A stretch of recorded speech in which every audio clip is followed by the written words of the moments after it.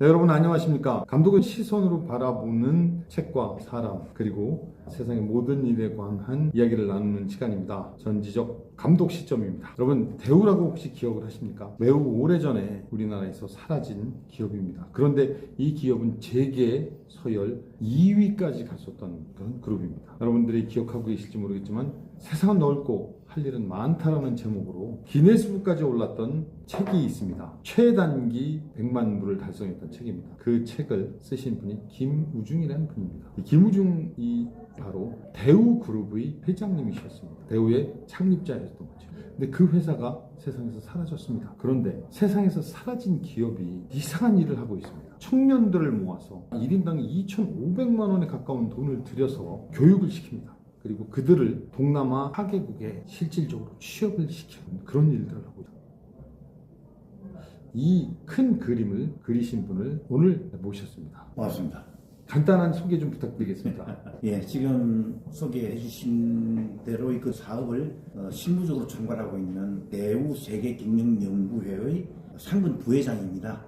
청년들 키우는 일에 주력을 하다 보니까 한국의 청년들이 취업에 힘들어할 때, 또 동남아에 진출해서 나가 있는 한국 기업들은 사람을 못 구해서 나르실 때, 이 둘의 매칭 포인트를 만들어서 결국은 기업들의 힘을 받고 또 청년들이 일자리를 가는데, 결국 이 두 가지가 합쳐지면은 한국 산업의 미래가 있고 경제 영토가 넓어진다라고 이렇게 보는 겁니다. 그런 일들을 실제로 하고 있는데, 그러다 보니까 제일 먼저 중요한 건 청년들을 이렇게 선발하는 것, 그 다음에 가르쳐서 연수시키는 것, 취직을 시키는 것, 그리고 전체 총 과정에 들어가는 돈, 아까 2,500만 원 말씀하셨는데 100명이면 25억입니다. 그게 해마다 완전히 그냥 먹고 연수 비용으로 하니까 전체로 다 소모되는 돈으로 들어가서 미래의 한국을 키워보자라는 취지 들어가는 거니까 그 일들을 우리가 챙기고 있는 그런 조직이라고 보시면 될 것 같습니다. 1인당 2,500만 원입니까? 네, 그렇습니다. 2,500만 원을 한 사람당 올곧게 그냥 쓰는 겁니다. 그렇죠. 국내에서는 좀 가르칩니까? 일부. 왜냐하면 해외 나가서 주로 다 현지에서 먹고 자고 학교를 빌려서 연수원을 빌려서 다 진행을 하지만, 연수에 들어오는 학생들이 현지에서 연수 비자를 받기 위해서는 시간이 좀 걸립니다. 약간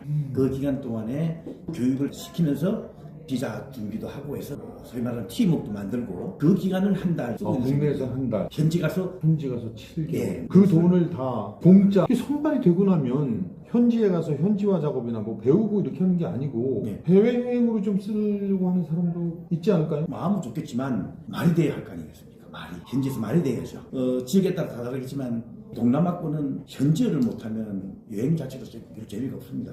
영어가 통하지 않는다는 이야기죠. 여행은 흔히 말해서 좋은 숙박시설 가고 또 이렇게 하면 되겠지만, 그럼 영어로만도 되겠죠. 최소한의 그걸 쓰는 거니까. 그게 아니라 좀 더 깊숙하게 들어가서 그 사람들을 내 편으로 만들어야 되니까. 제일 먼저 언어가 해결돼야 되니까. 궁극적인 비즈니스맨은 사람을 쓴다는 거는 내가 부하 직원을 쓰든 거래처를 하든 전부 다 내 편으로 만드는 거 아니겠습니까? 그래서 내가 이양을 미쳐서 내가 하고자 하는 대로 따라와주게 만들고, 그 대가를 주고받는 게 결국은 조직이고 기업이잖아.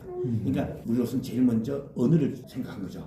우리 기업자님께서도 현지 언어를 마스터해라. 그리고 현지 사람들 같이 생각하고 그 속으로 들어가서 일을 해라. 그러니까 언어 교육에 가장 큰 비중을 줍니다. 근데 하필이면 이 동남아 언어가 좀 복잡해요. 나라마다 다 다르고 언어가 까다롭게 짝이 없습니다. 그 중국어만 해도 4승이라고 그러지 않습니까? 베트남 6승입니다. 더 어려워요. 시간이 상당히 걸리는데, 다행스러운 거는 이제 합숙하고 좀 타이트하게 푸시한다고 그래야 되나요? 그러다 보니까 한 8개월, 9개월 정도, 10개월 정도 하니까 한국 외대에서 4년 동안 공부한 친구들하고 비슷한 수준인가 봐요. 그러니까 1년 동안에. 중 회장님은 어느 나라 말이라도 하나 좀 해보려고 그러는데 우리가 쥐가 나서 못하겠더라고요. 진짜 기밥했습니다. 그런데 이제 그 친구들은 이왕 들어왔고 솔직히 말해서 왜 돈을 안 받고 전액 다 주느냐, 그래야 따라올 거 아니겠습니까? 자기 돈 내고 하면 포기하고 싶겠죠. 네. 그때 내 돈 냈으니까 내 관 듣게 그러면 그거 어떻게 하겠습니까? 그런데 지가 약속할 때 전액 다 우리 지원해주고 올래? 하고 왔으니까 책임이 남다르겠죠. 좀 노린 겁니다. 중간에 포기하면 회수합니까? 초기는 좀 했습니다. 일부러. 왜냐면 아하. 한두 명이라도 힘들다고 포기해버리고 그걸 그냥 무야무야 해버리면 사실은 누구나 인생사에 한 달 만에 오느냐 두 달 만에 오느냐 다 차이가 있겠죠. 힘든 게. 그때마다 포기하고 싶은 마음 들고 다 소위 말해 패닉 현상이 생기겠죠. 그죠? 그런데 그렇게 뒀다가는 안 될 것 같아서 또 선배들이 대신 너 돈 좀 내. 막 그때 온다고 그랬잖아. 그럼 이때까지 먹은 거 얼마야? 500만 원 먹었잖아. 200만 원만 내라. 이제 이게 좀 겁이 납니다. 실질적으로 경제적이 되니까. 그래서 저희도 좀 방어를 했습니다. 그래서 실제로 관두를 막고 늘 아까 말한 도망 도망가고 싶은 마음, 그냥 관두고 싶은 마음이 수 같은데 그걸 이제 하다 보니까 어느 정도 자리가 잡히고 해서 지금은 이제 그런 거 환수하고 안 합니다. 지 스스로가 이제 판단해라. 어느 정도 시간이 됐다는 건 지금 얼마나 됐을까요? 시간이 저희들이 시작했네요. 시작한 지? 16년째입니다. 2016년 시작이요. 그럼 16년 동안 지금 몇 명이나 1600명. 매년 100명 매년 평균 100명으로 옮깁니다. 처음 시작할 때 한 해에 40명 시작해서 나라도 늘어나고 지금 베트남만 40명 했는데 나라가 늘어나고 인원이 늘다 보니까 200명까지 갔었어요. 근데 그때 하필이면 코로나가 온 겁니다. 코로나 오니까 동남아 지역들이 하면서 의료 지역도 좀 열세고 하다 보니까 취직했던 친구들도 자가 셧다운을 하는 경우도 생기고 하니까 돌아온 친구도 있었고 우리 모집 자체가 어려워졌고 또 인도네시아 같은 경우는 국가적으로 비자를 안 내줬습니다. 비즈조차도 어려웠거든요. 그래서 많이 모을 수도 없었고 청년들도 기피하고 부모님들도 기피하고 그래서 쭉 줄여서 작게는 한 40명, 50명까지 내려왔다가 지금은 한 80명에서 100명 규모로 해마다. 그럼 이게 1인당 2,500만 원 가까이 들어가는 어찌 보면 무모한 사업이에요. 이게 돌아오는 것도 없고 그렇다고 실질적으로 뭐 삼성이나 혹은 뭐 SK처럼 이렇게 큰 기업이라면 자기들의 어떤 목적을 가지고 할 수 있는데 배우는 우리의 역사 속에서 사라졌는데 왜 이런 무모한 일을 시작하시고 저 부회장님은 설계를 하셨습니다. 왜 하셨을까요? 우리 회장님 생각부터 좀 독특합니다. 기업에서 기업 사훈, 사시로 창조, 도전, 희생이라는 단어가 있습니다. 네. 독특합니다. 본인께서 36년생이시니까 전쟁 한복판을 경험하셨단 말입니다. 그래서 본인이 무역을 하면서 나가봤더니만 대한민국도 모르더라. 그런데 이렇게 계속 할 수 있는 건 아니지 않느냐. 우리 부손들한테는 국가적 차원, 민족적 차원의 생각이죠. 좀 더 나은 환경에서 활동하게 만들어주자라는 표현을 희생이라는 단어를 집어넣습니다. 그러면 우리가 좀 희생해야 되지 않겠느냐. 이제 그런 부분도 있고, 모르겠어요. 제가 이제 돌아가시 시기에 짧은 기간 한 8, 9년을 뵀었는데, 그게 이제 처음 우리는 대우는 독특하게 남들 많이 가는 선진국 안 갔습니다. 후진국 중심으로 갔습니다. 왜? 거기는 아직도 선진국이 들어오질 않았잖아요. 네, 근데 아프리카. 이런 데는 선진국 안 왔죠. 동구, 미지의 세계였습니다. 베를린 장벽 깨지기 전까지는. 그렇죠. 근데 회장님 그 일을 먼저 가셨어요. 왜? 선진국이 간 곳에 가서 내가 할 수 있는 게 뭐가 있겠어. 팔아먹을 것도 없는데 힘들잖아요.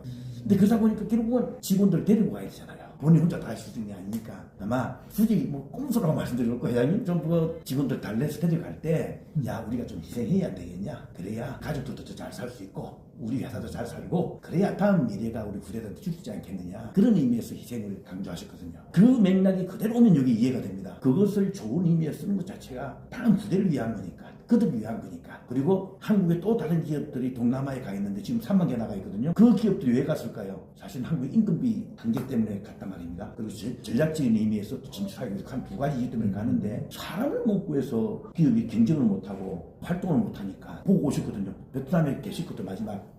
기업마다 중소기업도 쭉 가고 그쪽 기업들도 되게 좋아하죠. 한국에서야 지명수배도 받게 했지만 해외에서 가면 김우중 하면 영웅이었지. 그 시대 영웅 아닙니까? 오락급 되는 사람들은 와서 자기 사업 펼치고 중견급의 기업 직장인들을 좀 데려갔더니만 부지국 싫다고 한 두 달만 도망가 버리고 다시 돌아가 버리고 현지인들은 10,000명, 20,000명을 공장을 부려야 되잖아요. 그래야 공장 돌릴 거 아니에요. 그러니까 오너 입장에서는 사업가 입장에서는 뭐 엇갈릴 수밖에 없죠. 그것밖에 못해 그러는데 못 알아듣는 말이지 않습니까? 그 챗밖에서 돌아가는 거예요. 그걸 보시고 우리 애들 공부시켜서 여기 집어넣으면 최고의 인재가 될 수 있다. 청년들이 우리 GYBM 청년들이 동남아 지역에서 제대로 된 그 나라 언어를 배워서 비즈니스에 투입된 첫 번째 세대를 보시면 돼요. 그 정도입니다. 의미가 있습니다. 친구들이. 그리고 이게 일기로 해서 네. 베트남에 들어갔던 그 40명의 네. 그 친구들은 지금 16년이 지났겠습니다. 그렇죠. 오너가 돼 있겠는데요. 한 10년 동안에 이제 본인이 그 정착도 해야 되고요. 또 본인이 오너가 될 수 있을 정도의 사업거리도 찾아야 되고 그러는데 사업거리라는 게 만만치 않지 않습니까? 이제 회장님께서는 설계할 때 그래서 그 일을 하면서 네가 오너를 달 수 있는 것들 모티브를 찾아라. 저는 교육할 때 꼭 그 얘기를 합니다. 새롭게 다 하려고 하지 말고 IT도 산업을 하는 쪽에 도구로 써야지 IT로 들어가서는 선진국보다 우리한테 힘이 떨어진다. 어느 한계도 있고 해서 그래서 제조업을 해라. 제조업은 세상이 끝날 때까지 다 소요가 있는 거고 필요가 있는 거고 굉장히 영속성이 있지 않습니까? 그런데 이제 제가 계산을 해보니까 서비스 산업은 후진국에서 안 받아줘요 우리를. 자기 나라들이 청년들이 일자리거든요. 근데 커피숍을 한다. 한국에 와서 이 커피숍을 하는데 외국인이 와서 돈 잘 번다. 그러면 가만히 가만히 있겠습니까? 지금 내 자리인데 국민들이 가만히 안 전 나라가 전 세계 다 나라들이 서비스업은 방어직이에요. 비자가 돈을 벌 수 있는 그 비자가. 근데 제조업은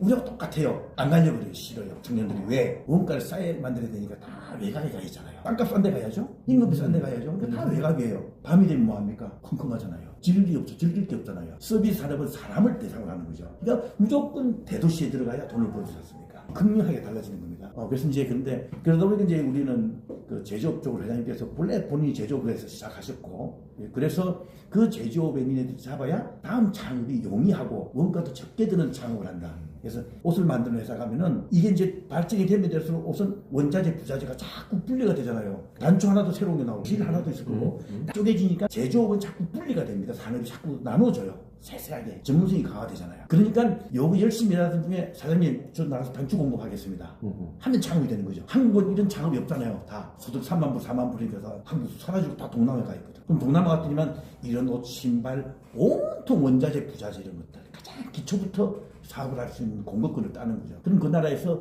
비자도 나오고 허가도 받기 쉽고. 그래서 그래 보니까 한국에서 창업하는 것보다 일 비용이면 되겠다라고 판단하신 거예요. 그러면 창업이 훨씬 용이하니까 그 길로 네 거 만들어서 이래를 네 거 만들어 가라. 그렇게 쓰기가 된 겁니다. 제가 아는 이 회장님 한 분이 베트남에서 신발 하신다고 그러더라고요. 신발 많이 하죠. 저 여기 한국에서는 롤스로이스 팬텀 타고 다니시거든요. 네, 그렇죠. 어떻게 그렇게 되나 했더니 지금 이렇게 얘기하시는 이 부분이 김우중 회장님이 말씀하셨던 세계 경영입니까? 그렇죠. 세계 경영이 크게 두 축입니다. 하나가 물건을 만들 때 전 세계에 많이 팔기 시작하면은 소위 말하는 원가 부담이 확 줄잖아요. 원가라는 게 일정 수량까지 들어갈 때 기초 금액인데 이게 수량을 넘어서는 순간부터는 기초 원가까지 좀 오버되는 돈을 벌 수가 있는 거죠. 그러니까 대량 생산의 법칙, 경제 규모가 법칙이 작동하는 거고 그거를 현지에 가서 현지인들 중심으로 만들어줘라. 공장을 현지화시켜라, 글로벌화시켜라. 이 두 가지가 세계 경영의 핵심이죠. 아니 그러면 실질적으로 회장님께서 말씀하시는 20년간 20만 명을 내보내야 된다, 예. 뭐 이런 얘기를 하셨던 기억이 있는데, 그렇죠. 그래서 이제 유대인 그 조직이나 화교의 화상처럼 한 상을 만들자 이렇게 하시는 것 같은데, 그러면 이 젊은이들이 세계 각국으로 나가서 GR 쪽에서 하는 4개국에 가서 현지인이 돼야 되는 상황이네요, 그러면. 저는 이제 좀 다르게 우리가 너무 이제 좁게 해석을 하는 건데 네네. 한 달에 30일이라고 치면은 10년 후에는 30일을 열흘은 동남아는 생산 거점입니다. 생산 거점으로서 움직이고 열흘 싸게 만든 걸 가지고 돈 많은 지에 팔아먹어야 되잖아요. 유럽이나 열흘은 영업하러 전 세계 돌아다니고 열흘은 한국에 와서 또 새로운 사업 전략을 꿈꾸고 또 네트워크를 만들고 이건 정말 좀 짜릿합니다. 그림이 다르죠. 절대 저는 동남아 눌러앉아 소리 안 합니다. 이 생산 거점을 하나 만드는 거다. 이야, 영원히 뿌리 내리는 걸 생각하면 오산입니다. 실제로 또 이 동남아 지역들이 또 임금이 높아지거든요. 소득수준이 높아지잖아요. 그러면 한계에 또 달합니다. 신발이나 가방이나 그럼 또 어딘가에 또 다른 거점을 찾아가야 돼요. 중국에 갔다가 베트남 갔다가 갔듯이 미얀마로 가고 이제 미얀마하고 심지어 아프리카도 같이 모든 것들을 이 기간을 통해서 보니 심리를 습득이 되거든요. 공장을 그릴 수도 있고 진짜 투자가 가능한지도 보고 이제 그런 것들을 이 친구들이 소득 수준 지금 베트남 같은 5,000불 주는데 이 시기에 빨리 익혀야 돼요. 공장을 운영하면서. 그래서 도저히 빠듯해서 우리가 실제로 OEM 수주할 때 되면 나이키 신발을 그러면 대만 회사, 일본 회사, 한국 회사에 경쟁을 하거든요. 계속 수주를 하거든요. 결국은 마지막 가면 가격 싸움 아니겠습니까? 디자인 다 정해주는 거고 원부자재 다 정해주는 거고 발주 주는 사람들 다 정하거든요. 이러면은 단추는 뭘 쓰고 실은 뭘 쓰고 다 정해줘요.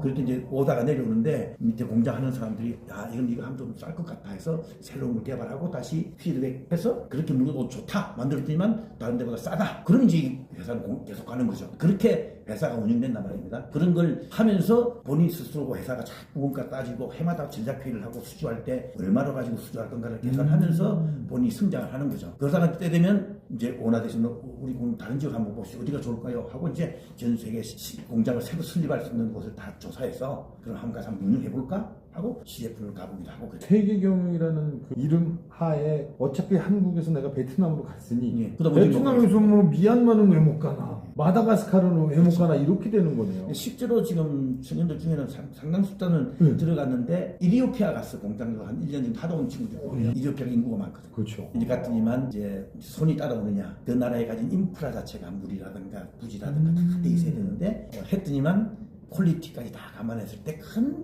메리트가 없더라. 그럼 이제 또 다시 털어내고 다시 들어와서 또 다른 나라를 불러보고 그렇게 하죠. 이게 통상적으로 그 우리가 생각하는 세계경에 말씀하셨던 회장님이 말씀하셨던 그런 유태인이나 혹은 화상 네. 같은 것보다 훨씬 지금 앞선 방식인데요. 지금 부회장님이 예. 말씀하시는 건 훨씬 앞서죠. 아시다시피 유태는 주로 금융 중심으로 네. 만들어졌고, 그냥 거기 있었지 않습니까? 예, 유태는 그냥 저쪽 하면은 문화, 예. 그것도 결국 돈 중심으로 뭐 이렇게 그렇죠. 하는 건데, 요거는 산업을 기반으로, 산업이 움직이면 돈도 움직일 거 아니겠어요, 그죠?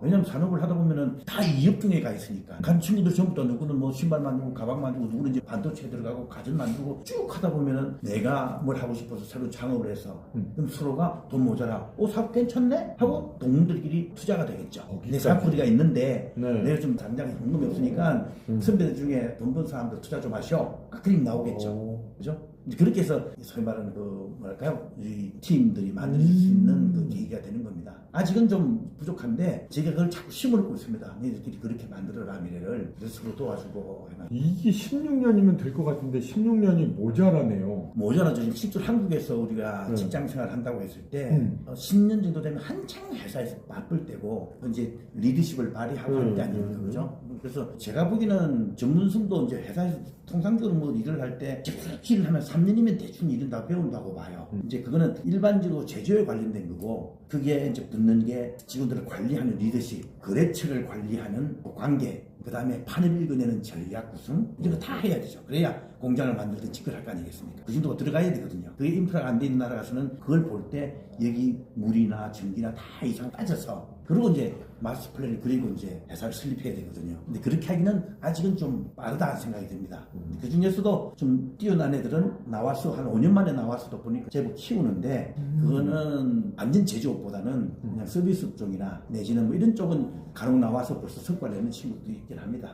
지금 그런 친구들은 예를 들어서 베트남에 가서 5년 정도 있다가 한국으로 와서 다시 뭔가 새로 만드는 거고. 아닙니다. 거기서 그건 시작하는데 거기서 시작하는데 이제 결국 이제 뭐냐면 초기 자금 문제거든요. 초기 자금이 지금 조금 바뀌긴 했습니다만 네네네. 해외에서 창업하는데 정부가 우리 청년들 돈 해마다 몇 조를 풀지 않습니까? 청년들 창업적으로 많이 해주거든요. 참 좋은 제도라고 생각을 해요. 근데 그걸 해외 쪽에 있는 사람한테 주기는 부담스럽죠. 돈 취급을 못 하잖아요. 돈을 엉뚱해서 어떻게 알겠습니까? 그 사이에 많이 바뀌어서 다행히 해결은 됐는데, 돈에 대한 그 문제 때문에 할 수 없이 한국에다 법인도 만듭니다. 해외에서 시작하면서 한국에 법인 만들어서 이제 이 사업거리를 보여주고 정부에서 이제 승인 받고 정부 돈이 들어오면 한국 법인으로 들어왔다가 나가서 하는 것들은 자기 책임이 되는 거니까 이거는 법적 책임을 질 수 있겠죠. 좀 잘못 썼다든가 이상해지면. 그래서 이제 그런 것 때문에 국내에도 법인을 만들기도 하는데 거의 다 해외 쪽 활동을 중심으로 합니다. 기본적으로. 국내에서 뭐 팔고 이런 거 잘 안 합니다. 초기에 이걸 설계를 하셨으니까 베트남에 갔던 40명도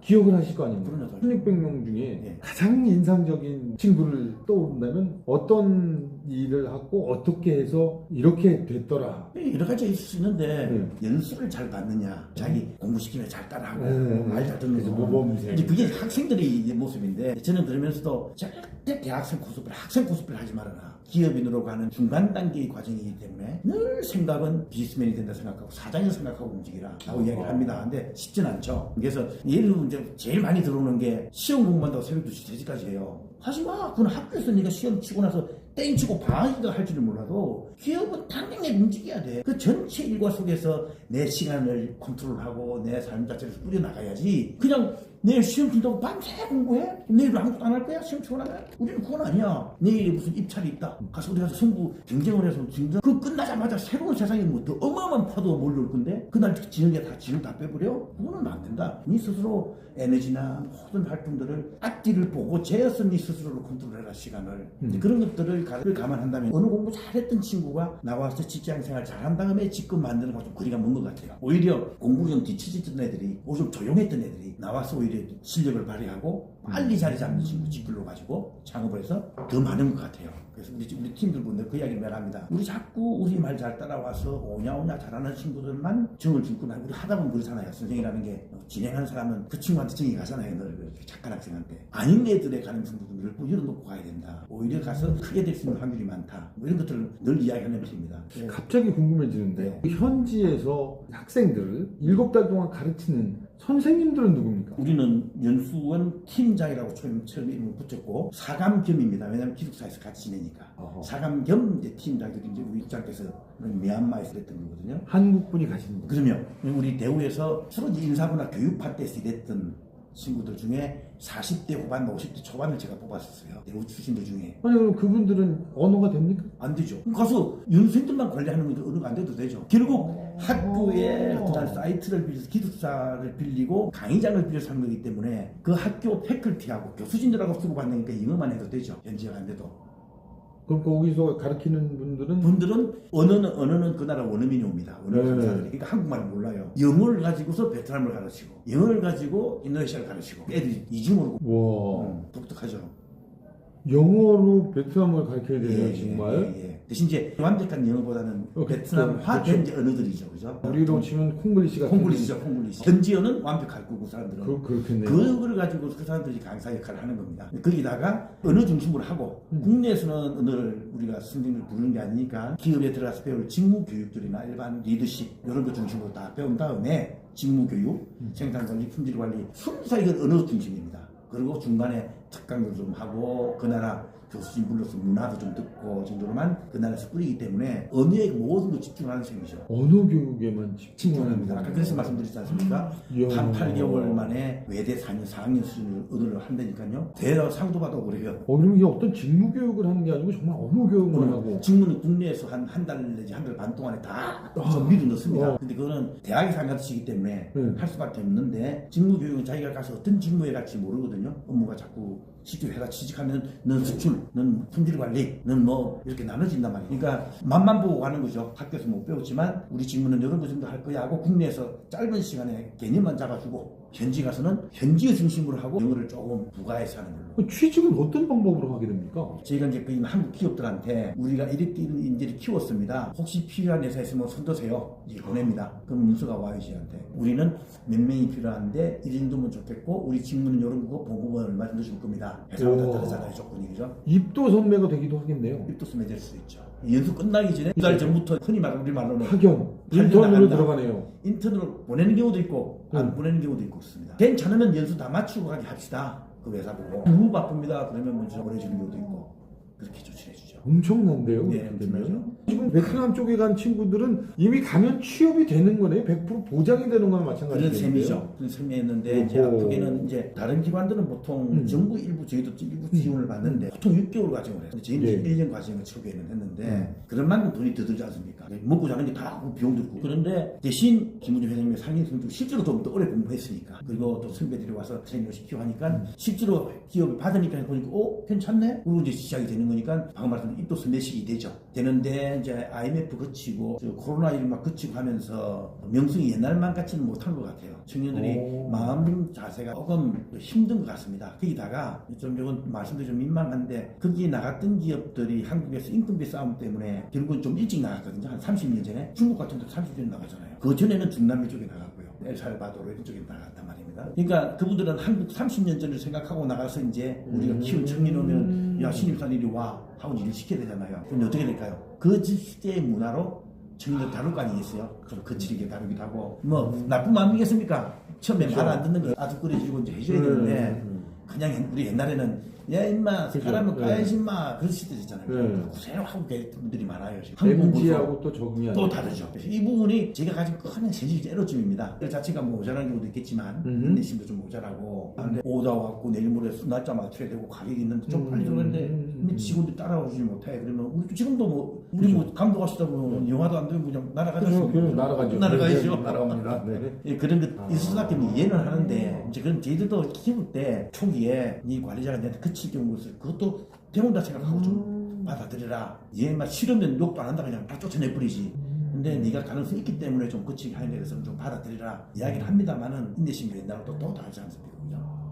그러면 이제 그 예를 들어서 창업의 순서가 있을 거 아닙니까? 예. 베트남이다 그러면 뭐 30년 전에 가신 분도 있지만 그럼 한 10년 전, 10년 전에 가서 창업하신 분들도 있을 거 아닙니까? 한국에 가신 분들은 창업이라기보다는요 거기 가서 그냥 한국에서 하던 걸 가져가셨다고 봐요. 아. 베트남에 나가 있는 기업들은 한국인하고 있는 계신 기업들은 거의 다가 한국 사고 있던 걸 가져가셨다고 보시면 돼요. 여기서 하던 제조업을 그대로 들고 간 거예요. 그대로 들고 와. 아까 말씀드린 임금이 급격히 상승하니까 굉장히 안 돼요. 신발 공장 신발 만드는 기계 전체를 다 한국, 싸서 베트남으로 갖고 가서 만드는 사람만 거기 현지인으로 현지를 부리는 거죠. 이제 한국에는 남아있는 게 단가가 비싼 거. 그러면서 상당 부분을 자동화하거나 로봇이나 컴퓨터화 할 수 있는 산업들은 한국에서 살아남을 수 있는 거죠. 자동차나 이런 것들. 대신 이거는 사람 손이 안 들더라도 되죠. 전부 다 중국으로 찍어내는 거고 기계로 로봇이 접촉하는 거고 뿌리는 거고. 그러나 그것도 핸드폰 같은 경우나 자동차도 마지막은 사람 손이 조립을 하잖아요. 그래서 삼성이 베트남에 지금 핸드폰 공장, 스마트폰 공장이 있지 않습니까? 네. 처음에는 굉장히 기계 중심으로 다 찍어내는 어떤 기술 집약적인 산업이지만 마지막에 조립은 사람 손이 들어가는 노동 집약적이죠. 그러면 이 삼성 핸드폰 거기에 있는 직원들은 다 한국에서 본사 직원들이 그냥 갔겠네요? 아니요. 거기- 인구 이게 쌓이니까 근로자들은 다 현지인이죠. 그렇죠. 수만 명 없는 거죠. 대신 그 하는 한국 사람들은 무조건 최소화시킵니다. 임금이 비싸잖아요. 네, 근데 지금도 베트남의 현지인들 그 근로자들 봉급은 한 달에 30, 40, 50면 땡칩니다. 한 달. 근데 우리는 가서 이제 생활까지 해야 되니까 급여만 해도 한 달에 뭐 500칩시다. 그럼 연봉 6천밖에 안 되잖아요. 그러면 1억짜리면은 연봉 1천만 원이지 않습니까? 생활비까지 와가지고 다 챙겨주면 2천만 원이란 말이에요. 그럼 몇 명인 거 숫자가 벌써. 20명, 30명 분을 줘야 되거든요. 그래서 이제 그나마 삼성 같은 경우 가는데 또 다른 회사는 또 안 가려고 그래요. 왜? 그거 뭐 한국에 밤되면 갈 데도 많고 좋은 것도 많은데 왜 거기 가서 내가 구질구질한데 살아야 돼? 이래버린단 말이에요. 그래서 한국 지금 대기업들도 청년 구하기 되게 힘들어합니다. 그러면은 대기업이 가 있는 네. 거기에도 우리 이제 이 GIBM 친구들이 갈 수 있는 기회가 있겠네요? 있고 사실은 가고 싶어 합니다. 아, 가고 흔히 싶어 말하는 우리 말은 하고. 대기업군인데 아, 제가 대기업병에 걸려 그런데 있는. 우리는 가지 말라고 그럽니다. 웬만하면 이제 이게 있습니다. 인사 제도인데 대기업들은 생산 거점이나 판매 거점이 전 세계에 많지 않습니까? 네. 그러면 한 번 국내에서 한 5년 근무하다가 3년 해외 나갔다가 A 지역 갔다 들어와서 한 5년 근무하다가 B 지역으로 가요. 그렇죠. 되게 언어도 달라지고 문화도 네, 달라지죠. 네. 그럼 이 친구들은 어느 한쪽에 뿌리 박으라고 강의 못하잖아요. 회사가. 그걸 이제 주재원이라고 이름을 붙여요. 현지에서 그러면 사람을 뽑지 않습니까? 편의상 현지에서 채용했다. 현채인 이름을 붙여요. 그럼 현채인은 옛날에는 현지인들만 뽑았는데 이제 한국 청년들이 가 있으니까 한국 청년을 뽑으면서도 현채인이라고 그래요. 그렇겠네요. 미국만 가면은 근데 미국에 이세야 하버드 대학 나와서 걔도 현채인이 되는 거예요. 현채인 메리트는 뭐냐? 싸게 쓸 수 있겠죠. 왜? 생활 기반이 있는 거니까. 자기 생활 기반이 있잖아. 집도 있고 생활 기반이 있지 않습니까? 그러면 한국 본 것보다는 좀 작게 주고 현지인으로 좀 많이 주는 식으로 해서 쓸 수가 있거든요. 자, 그런데 당사자 입장에서는 조금 지나니까 나는 이제 한 5년 지났어. 회사 문화도 알게 되고 본사도 알게 되고 막 하는데 이제 뭐 언어도 잘하지 다 통하지 않습니까? 한국은 주재원은 돈을 많이 주고. 돈은 많이 주는데 수원하고 코레스는 될지 몰라도 일에 대해서 모른단 말이야. 나는 모르고. 그러니까 제가 보기에는 쟤는 내보다 떨어지는데 봉급이 내보다 2배 주네? 생활비까지 포함해서 전체 비용이 기분이 안 좋죠. 이 차이가 납니다. 그래서 제가 처음 갈 때도 가지 말아라 그랬고 더 중요한 거는 대기업에 들어가서 취직되는 순간에 창업의 꿈은 접어야 되는 접는 거예요. 거죠. 왜냐? 구분밖에 모르잖아요. 그 오너 입장에서도 그 회사 그 총책임자가 전체 서울에서 그림을 받아서 지시를 하는 거기 때문에 현지화시켜서 고민이 훨씬 줄죠.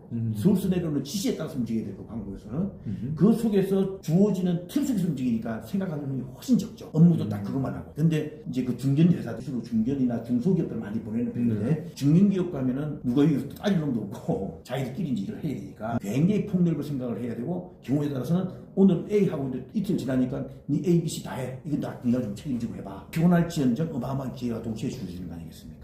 그럼 이 친구들이 그 현지에서 창업을 하게 되면 힘이 엄청나겠는데요. 그렇죠. 현지인들하고도 이미 큰 관계를 유지하고 있고 거의 뭐 알고. 정부하고도 다 알게 되고. 그 나라의 문화를 알고 생존을 그러니까요. 하니까 전혀 달라지는 거죠. 그리고 이제 적어도 중견기업에서 뽑혀서 일하다 한 3년도 일하다 보면 결국은 배관음도 해야 될 것이고 또 다른 업체들하고 일을 할 거 아닙니까? 그러면 벌써 자기 입지가 만들어지겠죠. 왜 이렇게 특별히 뭐 선호도가 있고 뭐 그런 게 좀 있습니까? 지금은 이제 4개국에서 2개국만 하는 셈입니다. 어떠세요? 감독님은 그러니까 베트남, 인도네시아, 미얀마, 태국 우리가 마음대로 태국이요. 태국이죠. 똑같아요 청년들도. 아, 청년들도 다 태국을 원합니까? 좀 깔끔해 보이고 왕족도 있고. 왕이라는 것도 예. 있고 또 우리 관광지로도 워낙 또 유명했고 그렇죠. 그래서 초기에 보면 쟤들이 처음 들어오면 뽑을 때 나라를 정해서 오거든요. 태국 가는 친구들은 좀 나라를 깊게 달고 오는 건 아니니까 그런 친구들 뽑는 것 같았는데 지금 이제 태국 못하고 있습니다. 친구들이 안 모여서 청년들이 쟤들이 안 모이면 보이는구나. 최소한 10명 정도 넘어야 이 아하. 교육 단위가 나오잖아요. 팀장이 따라가서 케어를 해야 되고 또 모든 비용이 들어가니까 그래서 작게는 한 20명부터 돼야 저희들이 이제 흔히 말하는 그 나라로 보낼 수 있는 최소단이라는 게 있는 거죠. 그런데 지금 저 태국은 못하고 미얀마는 아시다시피 이제 저 전병까지 났던 상황이다. 그래서 미얀마도 지금 기업을 놓고 있는 상태인데 그 두 나라의 잠재력은 있습니다 계속. 지금 이제 베트남하고 인도네시아만 하는데 인도네시아도 아까 말씀드렸죠. 한때 유학 비자도 안 내주는 거예요. 어학연수 비자를 안 내주더라고. 그리고 인류가 확 막혔습니다. 할 수 없이 현지 한국 기업들은 사람이 필요하다. 이제 그렇다고 그 애들만 한국에서 살 수는 없으니까 전부 다 베트남에 데리고 가서 베트남 생활하고 생활 어느 정도만 배운 다음에 저 인도네시아 친구들은 인도네시아 선생님을 인도네시아에서 태국, 베트남으로 거기서 이제 인도네시아 선생님이 와서 어학을 가르치는 거예요. 지금 그렇게 움직이고 지금 그럼 지금 베트남에서 다 교육을 하고 있는 거예요? 있습니다. 예. 그 비용 측면이라든가 또 그나마 그거라도 동남아에서 현지화시켜서 토요일 일요일 되면 현지인도 만나고 또 생활도 해보고 뭐 말만 한다고 되는 건 아니지 않습니까? 그런데 인도네시아는 아직도 안 내주는 겁니까? 아니요, 이제 다 풀렸는데 저희가 이제 현지에 갈 때 아까 말한 한 20명 정도가 되는 거는 현지 소요가 있어야 돼요. 우선 기업들이 20명 정도는 우리가 줬을 때 그렇죠. 소화가 돼야 돼. 근데 인도네시아가 20명이 안 됩니다. 지금 좀 어려워요. 아직도 그 트럼프 이후에 임금비를 가지고서 타지 측면에서 관세도 있고 하니까 고민이 많은 것 같아. 인도네시아가요? 사람 뽑는 걸 그 기업들이 좀 방어적으로 하는 것 같아요.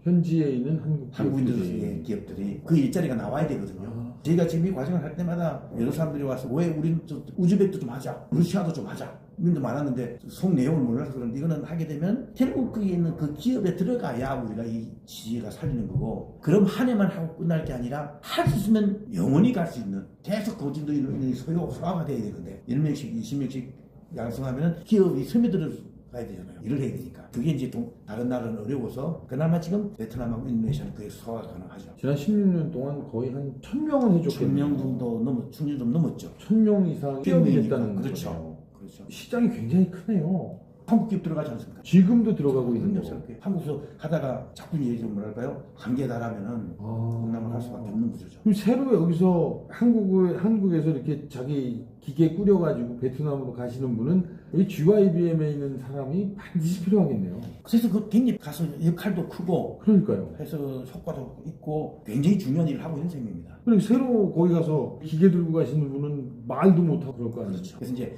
요즘 이제 우리 친구들이 나와서 경력 사원 뽑는 그 흔한 시장에 나와서 또 거기도 또 경력 나오죠. 사원. 이야. 왜냐면 언어가 되야 되니까. 나이 준비하는 단계에서 베트남에서 나이 또래 요 직급의 베트남어가 되는 사람하고 이제 사람을 찾게 되겠죠. 그러면 헤드헌터를 통하든 제가 하겠습니다 하고 사람을 뽑아 쓰기도 하고. 그러니까 대우는 없고 이걸 계속하면 어떤 이익이 있는 겁니까? 이 인재양성 연구소는 어떤 이익이 있는 겁니까? 이익을 내한테 바로 맞닥뜨려서 떨어지는 거로 보면 아무것도 없죠. 사실은 골치만 아프고 사실은 힘듭니다. 앞으로 가도 없을 것 같은데요? 없죠. 모르겠습니다. 그 친구들이 잘해서 이제 우리 좀 전에 회장님은 자꾸 하셨으니까 안정이 없는 거고 결국은 나나 우리 스태프들이 코앞에서 애들 케어하고 가르치니까 부회장님, 팀장님 오세요 오늘 제가 소주 한잔 살게요. 그거밖에 더 있겠습니까? 그거밖에 없네요. 저희가 돈을 좀 모아갖고 그동안 감사했습니다에 대해서 경력금을 한 40억 모았습니다. 이렇게 하면 이제 그거는 저희는 그거보다는 그 돈으로 아까 이제 화교 네트워크까지 가라는 그 돈으로 니네들이 이 연수를 이제 니네들이 바톤 타치를 받아라. 후배들을 키우자고요. 그 꿈은 있습니다. 후배를 그 친구들이 키워라.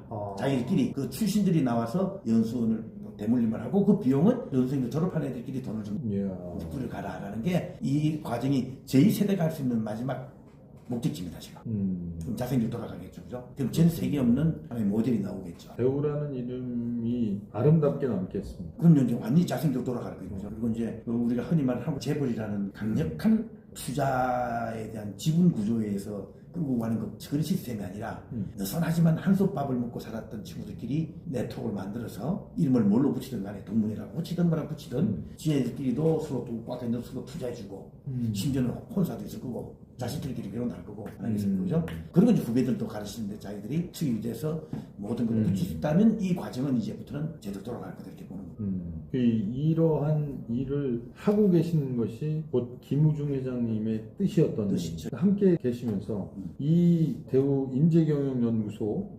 GYBM이라는 이 프로젝트를 함으로써 대우에 대한 인식이 조금 좋아지고 있습니까? 저희가 보기에는 이렇게 느낍니다. 근데 그 지표가 언론이 와서 이제 텐션 하는 거지 않습니까? 처음 시작할 때 이제 회장님이 다 한국 와서 뭔가 우리 이 조직을 만들어서 대우고비 다 모였다는 것만으로도 화제거리인데 김무중 나타나서 그러면 조금 쫙쫙 제 입에서 무슨 소리가 나올까? 한참 대한민국을 흔들었던 사건이기 때문에 절대 언급 안 하시면서 우리를 키우자. 그 자리에 김무중 회장님 나타나셔서 한마디 하셨다 그러면 언론도 더 받아주고요. 마케팅 효과가 큰 거죠, 브랜드 효과가. 그게 지금은 아쉽습니다. 뽑고 하는 데서 그냥 쓰는데. 근데 초기는 처음 시작할 때는 상당히 많은 부분도 아직도 주워온 것이기 때문에 김무중 회장을 좀 안 좋은 측면에서 바라보던 사람들조차도 뭐 왜 그런 거 해? 심지어 정치권까지도 이제 그랬는데 세월이 지나면서 한 말도 안 하고 계속 꾸준히 하면서 사회에 기여를 하니까 진정성이 남다르네 하고 보는 것 같았습니다. 이제 언론들도 그래서 글을 써주고 우리 이런 거 한다 그러면 언론 부르면 초청하면 금방 쫓아와서 지지를 해주고 계속 소문이 나기 시작하고 뭐 그랬던 것만으로도 그게 흔히 말하는 지표가 되는 거고 실제로 나가서 사람들 이야기 들어보면은 뭐 대우 뭐 열심히 했는데 뭐 무슨 희생양 아니야? 뭐 이 정도로 이야기를 하고 그런 이런 걸 한다 그러면 뭐 그런 거예요? 똑같은 질문합니다. 왜요? 모르겠습니다. 괜히 뭐좀 팔아드시대요. 우리는 이렇게 저분한테 돌리긴 합니다만은 실제로 살아보니까 우리가 사람이 나이가 들수록 감정이 그러실 것 같아요. 나이가 들수록 사회에 의미 있는 걸 했을 때 그 만족도가 훨씬 높아지지 않습니까? 그런 의미에서 우리 스태프들도 일을 흔쾌히 하고 즐거운 마음을 하는 거는 힘들지만 그게 동력이 되지 않느냐. 처음부터 무조건 국내에서 무조건 판 안 벌렸어요. 절대 중소기업 해대하지 말아라. 그게 시작된 게 와이셔츠입니다. 와이셔츠 만들면 아시죠? 보세 상품이라고 아시죠? 원단 타가지고 외부 수입해가지고 다시 다 꼬매서 내보내잖아요. 그럼 짜투리 남탔습니까? 그 물량이 어마어마해요. 한국에서 팔면 또 엄청 법니다. 못 내보냈어요. 관리를 하셨다고. 그 선진국이 간 나라를 가면 우리가 먹을 게 없다. 그래서 우리는 바깥 외곽에서부터 치고 들어오는 거죠. 그래서 아프리카부터 치고 들어오고 쭉 오면서 이제 그 어려웠던 나라들이 회장님을 만나니까 뭘 해결해주고 뭘 만들어주고 저런 사람이 있네. 그러면서 이제 가니까 나라마다 초청을 하고 부르고 또 가서 그래서 그럼 내가 여기다 우리 수우시 한국에 지을 공장 여기다 지을게요 하고 막 짓고 하니까 이제 지금 남달라지는 거죠. 그렇게 해서 하기 시작했어요. 그리고 지금 실제로 우리가 또 베트남을 했던 이유 중에 하나는 베트남이 진짜 진퇴양난이었거든요. 전쟁은 끝나고 우리 혁신하자 그래서 캐치프레이즈 내기로는데 제일 마지막은 제일 중요한 게 외국에서 투자가 들어와야 되잖아요. 투자가 들어야 공장이 있어서 공장들을 쓴다고 됩니까? 팔아먹고 해야 되잖아. 그거 다 해결하는 게 해외에서 투자가 들어온 거잖아요. 어떤 산업이 들어와서 공장 짓는 순간에 일자리 생기고 나가서 자주로 수출이 되고 다 만들어지는데 미국도 꼼짝도 안 하고 있어. 아무도 안 했죠. 그때 우리 회장님께서 먼저 들어가셨잖아요.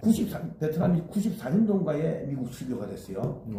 우리는 92년도. 그 앞에 그 이전에 80년대 말부터 회장님은 들어가셨거든요. 구조적으로 부회장님하고 이렇게 GIBM과 관련된 책자를 가지고 이렇게 얘기를 나누기 전에 이제 저희가 책을 읽다 보니까 정말 똑같은 생각이 들더라고요. 희생자 아니야? 그렇게 생각하십니까? 저는 그렇다고 봅니다. 그때 대우 해센터장 부장이었거든요.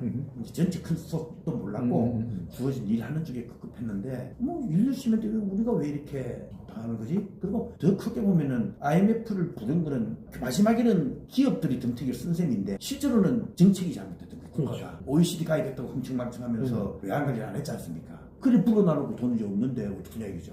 근데 이제 회장께서는 또 기똥찬 그 제안을 하셨죠. 이거 탈출하려면은 다른 거 필요 없다. 적게 수입하고 많이 수출하자. 그럼 달러 생기잖아요. 실제로 그렇게 풀었잖아요. 그렇죠. 2년 만에 졸업했잖아요. 김무중 회장이 하신 거예요. 그 캐치프레이즈 한 겁니까? 근데 뭐가 중간에 뭐 안 좋은 게 꼬여서 이제 결국은 본인 운명에 문제가 생겨버렸지만 결국 대우그룹 전체가 다 망한 게 아니라 해체가 된 거죠. 그렇죠. 결국은 나온 결과는 김무중이라는 사람만 드러낸 겁니다. 회사 하나는 그렇죠. 다 돌아다니는 거니까 살아있는 거니까. 김무중이라는 사람을 드러낸 거죠. 그렇죠. 핀셋이 된 거죠. 그때 당시에 목적이 그거였을 것 같아요. 그것이 어찌됐건 워낙 전 세계 공직적으로 다니시고 만들어내시니까 어딘가에서 위협을 느꼈기도 해요. 그래서 저희들은 우스갯소리로 그냥 심장 충격이 되는 것 같아. 자기들 나라 국영 자동차 회사를 내놔줘서 매물을 내놨잖아요. 그걸 우리가 누구하고 경쟁했는지 아세요? GM하고 경쟁. 세계 최고의 자동차 기업하고 대우라는 회사가 경쟁했잖아요. 근데 그쪽이 탈락이 우리가 수준이거든. 얼마나 괘씸했겠습니까? GM은 처음에 우리하고 합작을 삼국에 만들면서 기술도 가르치고 했을 건데 분명히 우리한테는 꼼꾸로 우리 집어먹었네. 구조적으로 전 세계의 어떤 그 큰 기업들, 힘 있는 기업들의 표적이 됐을 수는 있겠습니다. 그럴 수도 있죠. 시간도 살 수도 있고 또 그 전략의 차이가 뭐냐면은 지금 우리 삼성, 현대차이지 않습니까? 제조업이 전 세계에 가는 것은 아주 단순한 걸 가지고서 싸게 만드는 쪽에다가 메리트가 있기 때문에 나가는 건데 우리 세계 기금하고 달라요. 여기가 또 다른 전략 지점이 됩니다. 그 나라에 맞는 걸 만들자 이렇게 됩니다. 우리는. 그러니까 폴란드 자동차를 인수를 할 때 그 결국은 GM이 와서 그 공장을 인수하면서 자기들 물건을 복제품을 만들어서 팔려고 그러면 결국 뭐합니까? 그 나라 사람들 없어져야 되겠죠. 그렇죠. 최소화시키겠죠.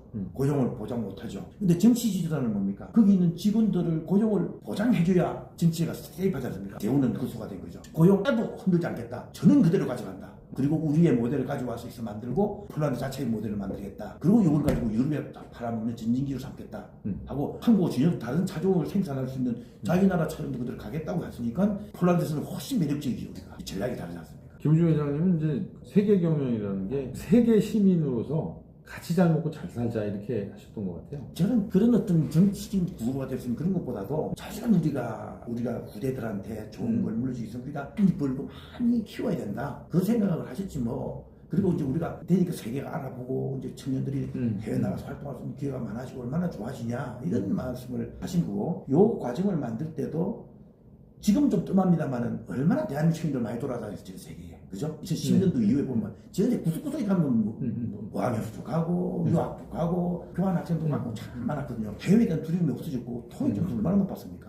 아주 작게 보면은 우리 때보다 상상도 못할 정도 높아졌거든. 이런데 겨우 돌아와서 자꾸 한국에서만 지식하고 눈을 뜨는데 해외 취업이 가능해서 할 수 있다는 걸 아무도 눈을 떠주게 하지도 않았죠. 기껏해야 선진국 가서 무슨 뭐 국제기구 같은 데 가서 취직하겠다는 생각만 했지 해외에 가서 그게 한국 기업에 가서 일한다 못하고 있었습니다. 그때 이 GYB이 등장한 거죠. 그래서 여담입니다만은 그때 2010년도 저기 시작할 때만 해도 한국인들이 해외로 취업할 수 있는 것들 전부 각 부처별로 띄엄띄엄 있었습니다. 그런 게 좀 있었어요. 근데 이제 그거는 그렇게 있는데 저희가 이걸 해서 그때만 해도 이제 정부가 주는 거는 한 달에 한 200만 원 맥시멈 보조금 가지고 네가 알아서 풀어라 하고 이제 그냥 뜻갈라지시 갈라지는 그런 입장이었어요. 근데 저희가 이걸 딱 하고 그때 당시 이제 2천만 원 그리고 딱 시작하니까 정부가 갑자기 저 뭐야? 이제 관계자들 그러다가 이제 지금 박근혜 대통령 때 그럼 우리 지금 띄엄띄엄 하던 거 다 모으자. 해외라는 게 위험한 지니까 정부 정확하게 중심 잡자. 하고 이제 우리가 3기 때 되니까 K무브라 해외 취업에 대한 뭐 프로그램 브랜드가 탄생된 겁니다. 그리고 250만 원 주던 게 800만 원으로 늘어나더라고요. 늘어나니까 우리도 이제 그 받은 거죠 800을. 800 받다 보니 회장님은 우리 돈으로 40명 했잖아요. 800만 원 받잖아요. 그럼 판 키우자. 80명으로 한 거죠. 참 돈도 많이 힘드니까 40명 그대로 가면 정부서 받으면 우리 돈 좀 적게 들어도 되겠네. 한숨 돌릴 때만 판을 키우고 싶더라고. 욕심이 많았으니까. 그럼 지금 인당 얼마 이렇게 국가에서 지원 말씀한 대로 좀 더 국가에서 늘어서 지원을 해주죠. 인당 1,000한 200, 1,300. 그러면은 학생들의 숫자가 많아지면 더 주겠네요. 근데 정부가 그렇게 또 안 주죠. 그건 이제 뭐 늘어나 봐야지 또 해봐야 그때 되고. 해보는 거고. 우리 의욕하고 다르게 또 안 모이기도 하고 이제 정부도 돈이 이게 나갔는데 기관들이 들고서 같이 타고 그러다 보니까 문제가 생기지 않습니까? 그래서 결국은 이제 마지막 돈 쓴 것도 다 확인한 다음에 정산 내릴 때는 또 다른 숫자를 가지고 와서 그렇게 간단한 문제는 아닙니다. 지원이 많지 않습니까? 많이 떨어집니다. 떨어지는 이유는 어디 있을까요? 한국이 좋은 거죠 뭐. 한국이 좋은 건 뭐 전 세계가 아는. 그러니까 왜 해외 나가서 고생하겠니? 지금 심지어는 제일 중요한 거는 사람이 궁핍하면 적통하지 않습니까? 궁하지 않는데 있어도 보조 나오고 교육시켜주고 회사 가서 잠시만만 보고 와도 한 달에 얼마씩 주고 그러는데 그 회사는 우리나라는 일하기 싫도록 권장한 나라 같아요. 왜? 예를 들어드릴게요. 청년들이 들어가서 딱 못 박히는 순간에 그 회사에 묶이잖아요. 계약 관계니까. 힘들죠. 딱 중간에 관두고 그러잖아요. 이제 그럼 정부가 있다면 중소기업에 한 달에 한 임금 한 150만 원 지원해줄게 한 6개월 했는데 6개월 후에 또 관둬버린단 말이에요. 회사도 더 채용 못해. 회사가 늘어나면은. 그냥 뭘 소리 나오냐. 지금 많이 하는 게 일체험형 이런 게 있습니다. 체험. 일적 인턴이죠. 체험형 기회를 좀 주면 좋겠다고 애들한테 뭐 설문조사하면 무조건 좋다고 그러겠죠. 그럼 누가 싫다고 그러겠어요. 6개월 동안 돈 줄게. 경험해라. 쓰는 사람 입장에서 6개월 후에 갈 친구한테 일 시키겠습니까? 안 시키겠습니까? 안 주죠. 일을 어떻게 줘요? 흉내만 내는 거겠지. 그러니까 애들을 근로하기 싫게 만들어주는 아주 고약한 제도입니다. 제가 보기에는. 인턴 해보면 그걸 모르는 이야기인데 쭉 다닐 거라는 전제가 돼야 정을 쏟고 가르치려고 그러겠죠. 초년 1년 정도 일을 배워야 될 시기인데 그때 그냥 일 경험하러 왔다며 경험만 해봐. 그냥 바빠 죽겠어. 모든 회사들이 따뜻하게 가는데 누가 앉아서 하나하나 지도하겠습니까? 이걸 내가 다음에 좀 가르쳐서 3개월 후에는 내 부배가 되어서 따라와주고 내 일을 좀 빼갈 거라 생각해야 공을 안 들이겠습니까? 근데 내 인물에 관둔단 말이에요. 관둘 것 같은. 복사만 시키죠. 그럼요. 복사만 시키죠. 그 지금 친구들이 거기다 또 실업급여 있죠. 그렇죠. 복사만 하다가 나오면 실업급여가 나오죠. 정확합니다. 복사만 하다가. 정말 창구 증기하고 복사 증기하고. 그렇죠. 근데 또 나와서 뭐라 그래요? 창구밖에 안 시키더라. 그렇죠. 그건 뭐 잘못된 거예요? 근데 그 언론에서 대스펙하잖아요. 인터넷 보내놨더니 그렇게 하더라. 당연하죠. 판을 만들어줬는데, 그러니까 거꾸로 가르치려고 그러면은 선배가치면 또 우리 시간만 들고 또 귀찮으니까 흔히 말해서 적당히밖에 못하는 겁니다.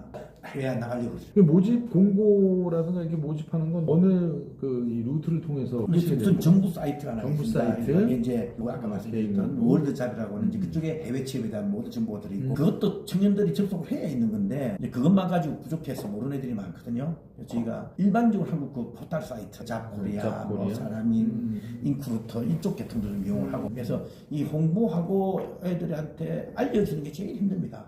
그리고 한창 설명해도 알아들으시는데 요즘 쇼츠 가지고 어떻게 알려줍니까 그거를 반갑을 하겠어요. 쇼츠로 못 알리네. 네. 쇼츠로 알려줄 수 있는 거는 2,500만 원을 공짜로 줘 이거밖에 없는 요즘 그런 거 없어요. 그런 것도 2,500원 요즘은 돈 공짜다 이 금액이 들어간다 아무 상관없는 이야기인데 그래서 뭘로 흔히 말하는 속을 해야 될지 모르겠어. 감독님 좀 알려주세요. 좀. 알겠습니다. 킹을 한번 한 방향을 찾아내. 한 두 명이 연극을 해가지고 뭐 그러니까요. 든지 별 생각을 다 해봤거든요. 어떻게 알리게 해주냐. 더구나 이제 대형 매체들은 전부 다 또 다 뒷진으로 가버리고 하니까 결국은 아까 말씀한 대로 지가 진짜 급할 때 자포탄이나 들어와서 이제 보게 되는데 그걸 어떻게 이해하겠습니까? 그리고 당장 동남아 베트남 그러면 우리는 놀러 가는 데지 거기 가서 지가 일을 한다? 사실 안 하지 않습니까? 그래서 부모님들은 또 나가면은 딱 멀어지는 거고. 그렇군요. 이 여러 가지 그 애로사항이 많은데도 쉬지 않고 이렇게 해주셔서 정말 좋은 일을 하시는 것 같습니다. 근데 그 말이 나오면 감독님 감사할 게 뭐였어요? 내가 이거 이야기를 했는데 근데 그건 있습니다. 그런 관심을 좀 가져주시고 해주시기 너무 고마운데 광범위하게 청년들이 놀 수 있는 공간을 많이 만들어주는 게 어른들 역할 같아요. 그리고 갑자기 안에 정보 주고 그러니까 청년들과 싫어하더라도 앞뒤를 따져서 두루두루 알게 해주는 것들은 어른들이 가야 될 제일 중요한 제 역할이라고 봅니다. 어른들이 할 때 요즘 애들 말 안 듣다 왜 해외 안 나간다 다 같이 게 아니고 자분히 이야기할 수 있는 이런 매체를 통하자마자 자꾸 알려주고 이게 앞서가는 어른들이 굉장히 중요한 역할 같습니다. 그러려면 그 앞단에서 청년들이 들어오게 만들고 우리 유튜브도 정감 씨도 좀 그런 차원에서 청년들한테 어필할 수 있는 그런 매체로 좀 선정하셔서 어른들과 청년들 사이에 대한민국 미래를 생각해서 그 그림비를 우리를 만들어주는 그런 매체 좀 있으면 좋겠습니다. 잘 되시길 바랍니다. 감사합니다. 요즘 이 세대들에게 꼭 해주고 싶은 말씀이 있다면 좀 한번 부탁드리겠습니다. 세상을 보는 눈, 그 세상을 그게 본인이 찾아서 구하든 바깥에서 들어오든 정보가 됐든 가르침이 됐든 값이 넓게 없으면 봤으면 좋겠다. 많이 접하고 선택은 지 몫이지만 피하지 말고 그냥 앞단에서 좀 조그만한 거 가지고 자꾸 우리는 그 속에서 길어내리지 말고 좀 더 넓게 많은 정보를 가지고 선택의 폭을 넓혀서 가라. 그러면 그 선택 안 하더라도 폭을 넓히는 순간 자체가 배움이고 가르침이고 다음에 내가 할 수 있는 길이 넓어지기 때문에 그 길을 좀 열어주는 청년들이 됐으면 좋겠다는 생각입니다. 그래서 어른들도 그런 길을 많이 만들고요. 저는 솔직히 또 다른 하나 바람이 있다면 이런 장소, 이런 어떤 공간에 한 100명이 들어가는 공간에 매일 앞서 같은 선배들, 어른들이 와서 우리 회사는 이런 거야. 우리 직업은 이런 거야. 이런 것들을 알려주는 사람들이 매일 나와서 강의를 하고 청년들은 거기 가서 실제로 듣고 이런 짧은 시간에 듣는 정보가 아니라 송년기 깊숙이 듣는 것들을 자꾸 만들어주는 공간 좀 만들어서 청와대 같은 데 다 하나 만들어가지고 좀 그랬으면 좋겠다 생각입니다. 그래서 거기 가면 세상의 모든 전지적 그 직업에 관련된 그리고 내가 해야 될 미래 활동에 전지적 대한 직업 시점입니다. 직업 시점 그것들이 생생하게 들을 수 있고 그것도 간접적으로 공부했던 사람이 아니라 실제로 경험했던 사람들이 계속 이야기를 해주고 질문하면 답도 하고 그런 공간과 그런 시스템이 만들었으면 좋겠다는 생각을 많이 합니다.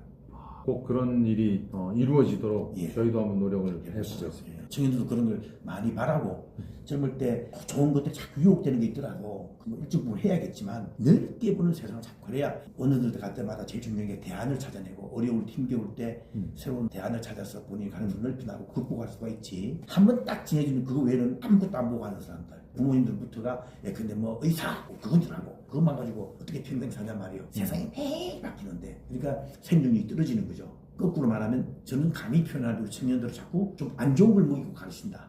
심하게 표현하면 독을 먹이는 것 같아요. 독을 먹이네. 알겠습니다. 감사합니다. 전지적 감독 시점 처방전 나가겠습니다. 요즘 장안의 화제가 되고 있는 넷플릭스 드라마가 있습니다. 참교육이라는 드라마가 있습니다. 거기에서 주인공이 이렇게 늘 얘기를 합니다. 어른이 아이들을 무서워하면 세상이 망합니다. 진정한 어른들을 찾기가 쉽지 않은 것 같습니다. 여러분, 어른은 대우 GYBM에서 만나시기 바랍니다. 꼭 이곳으로 오십시오. 처방전 마치겠습니다. 수고하셨습니다.